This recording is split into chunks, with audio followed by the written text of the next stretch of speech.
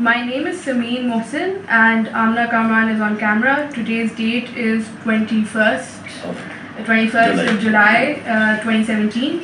I'm interviewing Syed Aftab Hussain Zaidi. Intikhab Hussain Zaidi. Yes. For the first time. The interview is taking place at Abu Dhabi, UAE.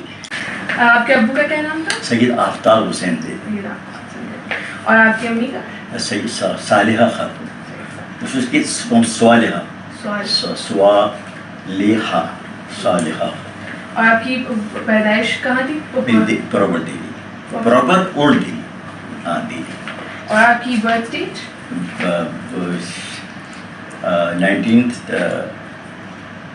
12 اکتوبر 1937.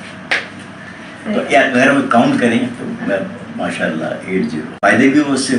اچھا یہ جب میری بہن پیدا ہوئی 3 سال کی عمر میں اور ایک تقریب ہو رہی ہے, بچہ پیدا ہوا ہے تو پورا خاندان آیا ہوا ہے, تو وہاں سے میری میموری یہ مجھے یاد پڑتا ہے کہ مجھے جہاں سے میں اپنے آپ کو لے کے آگے بڑھ سکتا ہوں.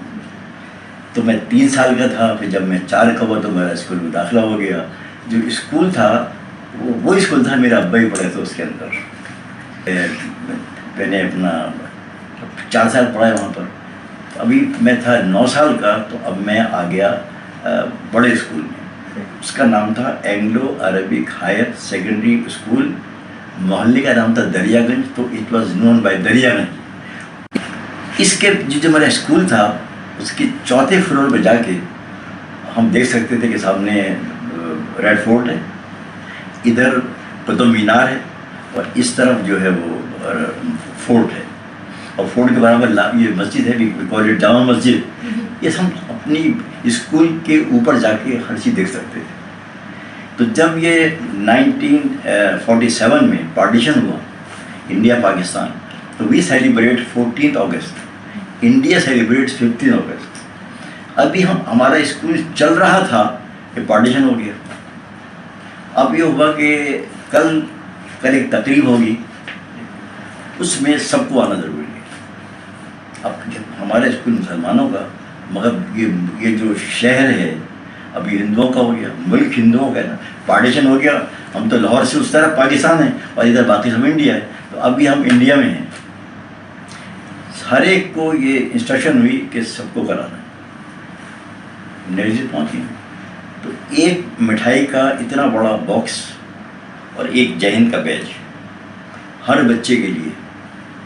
تو مجھے اتنا یاد ہے کہ جب وہ, اچھا ہم سامنے دیکھ رہے ہیں کہ وہ لال قلعے پہ پنڈت نہرو انڈیا کے پرائم منسٹر وائسٹی سیریمنی, وہ انڈیا کا ترنگا جھنڈا جو ہے لال قلعے پہ.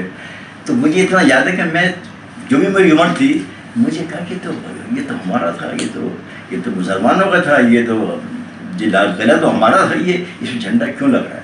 تو فیلنگس ہوئی کہ یہ کوئی جب دنیا بدل گئی ہے, کہ انقلاب آ گیا, ابھی ملک آپ کا نہیں ہے.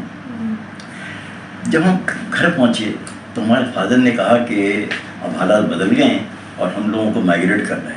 یہ مائگریشن جو ہوتی ہے, سب کو یہاں سے اب پاکستان جانا ہے. پاکستان کہاں شروع ہوتا ہے؟ Lahore on words. کیسے جائیں گے یہ نہیں پتا. اگر نہیں جائیں گے تو کچھ بھی ہو سکتا ہے, کیونکہ ہندو جو ہیں یہ ہے نا, وہ کسی بھی وقت آپ کے گھروں کا میں گھس کر اور آپ کو نکال سکتے ہیں, آپ کو مار سکتے ہیں, کچھ بھی ہو سکتا ہے. لہٰذا جلد سے جلد جانا ہے. ایک اور پرابلم یہ آیا کہ جو زمانے میں گورنمنٹ سرونٹ تھے نا, وہ ہر ایک کی میز پر ایک پیپر ہے, نام ہے option. You want to stay back in India اور یو آپٹ فار پاکستان.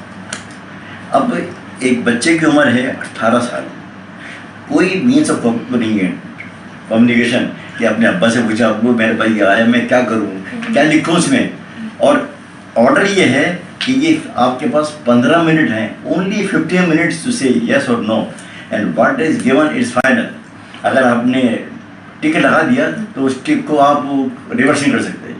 یہ آپ کو انسٹرکشن مل رہی ہے کہ آپ کو جو لکھنا ہے ایک دفعہ سوچ سمجھ کے, and you got only 15 minutes to decide.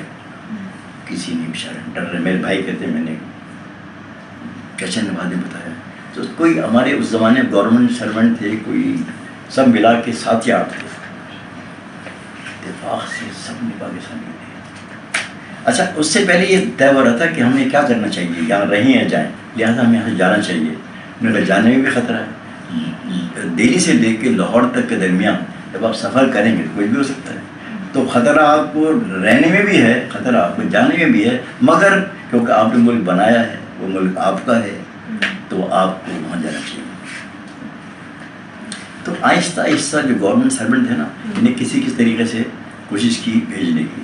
میرے اب 47 میں کیا ہوا جب ہم چل رہے ہیں، کیونکہ یہ آپ کو گھر چھوڑنا ہے. آج کس طرح چھوڑنا ہے؟ بیئر منیمم چیزیں آپ لے سکتے ہیں. ایک پورے گھر کے لیے سے میری اماں ہیں، میری اماں کتنے بچے ہیں اس وقت، بڑے بھائی چلے گئے، 6 بہن بھائی ہیں. ایک سوٹ کیس میں آپ کو سامان رکھ سکتے ہیں، بس اس سے زیادہ کیری نہیں کر سکتے آپ. یہ لے کے بھاگنا پڑے تو سوٹ کیس کیسے لے کے بھاگیں گے؟ تو ایک جوڑا جو سوٹ کے ساتھ پہنے ہوئے ہیں وہ، اور جو آپ کے اس میں ہے وہ ایک سوٹ، یہ ہر ایک کو رکھ کے. تو 3 وہ ہے ٹونگاز، اس زمانے ٹونگا ہوتے تھے. 3 ٹونگاز میں جتنے بھی ہمارے چچا، دادی، ہمارا اپنا گھر، سب یہ ٹانگا چل رہا ہے رستے میں، بالکل کچھ بھی نہیں ہے اور کچھ بھی ہو سکتا ہے. جو ہندوز تھے نا، ان کے ہاتھوں میں ڈنڈے، تلواریں، بھالے سب تھے. کچھ ایسا اتفاق تھا، وہ ٹانگا بیچارہ، آوازیں آ رہی تھی ٹانگے، 3 ٹانگے اور پن ڈراپ چلنا، ٹک ٹک ٹک ٹک ٹک ٹک ٹک. ہماری فیلنگ یہ تھی کہ ہم بچے تھے، مگر ہم سے جو پڑھے تھے وہ اتنے اسکیئرڈ تھے کہ اگر خدا نہ خواستہ ادھر سے کوئی موب آ گیا، اس سے آپ کیا کریں گے، کچھ بھی نہیں کر سکتے. تو وہ بیچارے ان کے جو تھے نا، اپنے فیلنگ ڈفرینٹ تھی، ہم بچے ہماری فیلنگ ڈفرینٹ ہیں. تو کہا یہ گیا کہ ایک ہمایوں ٹوب تھا جو ہمارے گھر سے 50-60 کلومیٹر، وہاں پہنچے. تو وہاں پر دیکھا کہ وہاں پر کافی لوگ وہاں پر ہم سے پہلے پہنچے ہوئے تھے، مگر کہا یہ گیا کہ آپ کو بس 1 رات یہاں رہنا ہے، پھر وہ دوسری جگہ جانا ہے. دوسری جگہ تھی، it was called old fort. Old fort کی ہسٹری یہ تھی، اس وقت 3000 سال پرانا یہ قلعہ تھا جس کی صرف باؤنڈری تھی اس کی، مگر لگتا ہے کہ باؤنڈری جو تھی وہ کافی 1 میٹر تھی، اور اس کے 4 ڈور ہیں، اندر کچھ نہیں ہے، صرف پلین ہے. تو دیس از یور مہاجر کیمپ. ایک اندازے کے مطابق 1 لاکھ انسان اس کے اندر، اور اللہ میاں نے شروع کر دی بارشیں، امتحان دیکھیں آپ. تو آپ کیا لے کر آئے ہیں اپنے ساتھ؟ ایک سوٹ کیس جس میں آپ کا ایک ایکسٹرا وہ ہے شلوار جو بھی تھا اس زمانے میں، اور ایک آپ پہنے میں.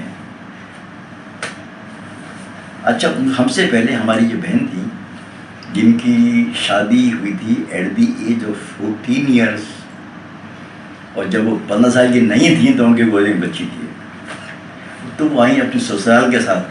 ہم لوگ پہنچے اپنے، تو ہم نے دیکھا کہ ہماری بہن جو ہیں بچی گود میں ان کی، اور انہوں نے اشارہ کیا. تو ہم نے ان سے کیا کہا کہ ہم جہاں کوئی سامان اپنا جو جگہ ہے اس کو رکھ کے واپس آتے ہیں دوبارہ. تو وہاں پر ہم تقریباً 1 ماہ رہے. 1 ماہ میں اتنی بارش، اتنی مزریز. اچھا لوگوں کو میرا جو ہے نا دل ذرا سخت ہو گیا، اس لیے کہ میں نے اپنے بچپن میں وہ چیزیں دیکھی ہیں جو اللہ میاں جوانی میں کسی کو نہیں دکھائی. 1 لاکھ انسان میں سے 1/4 کو میں نے اپنی آنکھوں سے مرتے ہوئے دیکھا ہے، اور ان کو دفنایا بھی ہے، کیونکہ اسی قلعے کو آپ 1/4 نکال دیں اس میں، وہ ساری کنورٹڈ ٹو گریوز. یہ پورا قبرستان بن گیا. ابھی کل تک انسان زندہ تھا، ابھی قبر کے اندر ہے. کیوں؟ اتنی بیماریاں اس میں، ڈیسینٹری، جتنی بھی ہو سکتی ہیں چیزیں ان حالات کے اندر، کہ میل نیوٹری، کچھ میں کھانے کو نہیں مل رہا. اور کیا کھانے کو مل رہا ہے؟ ایک اتنا ٹن کے ڈبے ہوتے تھے، ایک آدھا ڈبہ لال دال، کنکی چاول، کیسا نمک، کیسی مرچ، کیسا گھی، کیسا کچھ نہیں، ابال کے کھایا ہے 1-1.5 مہینے، اور اوپر سے بارشیں. تو جو نہ ہو وہ کم ہے. اب یہ ہوا کہ آہستہ آہستہ ٹرینیں چلیں گی اور وہ لے کے جائیں گی ان کو ٹورڈ پاکستان. ٹرینیں چلنی شروع ہوئی تو ہمارا نمبر بالکل آخری ٹرین میں آیا کہ آپ 15 روز کے بعد یا 20 روز کے بعد جو ٹرین چلے گی، ہمارے ابا سے کہا گیا کہ آپ کیونکہ ذرا اس قابل ہیں کہ آپ کچھ کام کر سکتے ہیں، اور آپ ہمارے یہ کیمپ کمانڈر کا آفس ہے اس کو روز آتے ہیں، تو ہم آپ کو آخر میں بھیجیں گے اور سب کو پہلے بھیجیں گے۔ اب جو سب سے پہلے ٹرین جو گئی وہ تھی 19 سپٹمبر 1947، اس میں ہماری بہن کی سسرال سب موجود تھی۔ اچھا، ٹرین کا یہ عالم ہے کہ آپ، اس کا نام تھا ٹرین، اس کا اسٹیشن کا نظام الدین اسٹیشن، آپ کی بہن بھی اسی ٹرین اس میں سسرال ساتھ جا رہی ہے۔ تو اب یہ اس کے بعد کیا ہوا کسی کو ہی نہیں پتا، بھائی کوئی ہوتا ہی نہیں کہ ٹیلی فون کر لیا کہ یہ ہوا کہ بھائی ہماری یہ بہن کی چلی گئی۔ یہ خبر آئی کہ تقریباً ایک ہفتے کے بعد کیسے آئی، ریورس ہو کے، کہ جس ٹرین سے ہماری بہن گئی تھی اس پر رستے میں کئی حملے ہوئے، اور ایک اسٹیشن کا نام تھا سرہند۔ سرہند پر ٹرین کھڑی ہوئی ہے، کسی نے سامنے سے ایک شاٹ مارا بلٹ کا، اس میں سے سات بلٹس نکل کے سارے ان کے چہرے کو یہ مجھے سب یاد ہے جب ملاقات ان سے ہوئی، اور اسی حالت میں وہ ان کی بچی گود میں ہے نا، جو خون ٹپک رہا ہے نا، وہ بچی خون پی رہی ہے۔ اچھا، یہ ہوتا ہے کہ جب آپ کی ٹرین چلی تو اس پہ جتنے لوگ بیٹھے ہوئے ہیں، اگر اتنے ہی بیٹھے رہیں تو اس سے یہ اگلے اسٹیشن پہ، اور انہوں نے کہا کہ امبالہ چھاونی سے، اور اس کے آگے چلے فلاں اسٹیشن سے، اور لدھیانہ سے، اور جالندھر سے۔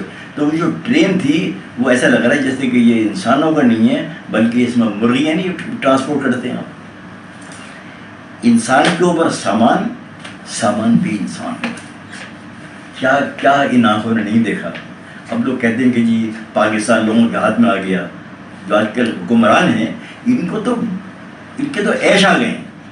یہ پاکستان میں بہت ہی اسارہ نظر، جیسے نا کہتے ہیں کہ ان کا نہ صرف سامان مارٹگیج تھا، انسان مارٹگیج تھے ہندوؤں کے ہاتھوں، کیونکہ ہندو جو تھے وہ پورے پنجاب میں پاورفل تھے، پڑھے لکھے تھے، کاروبار کرتے تھے۔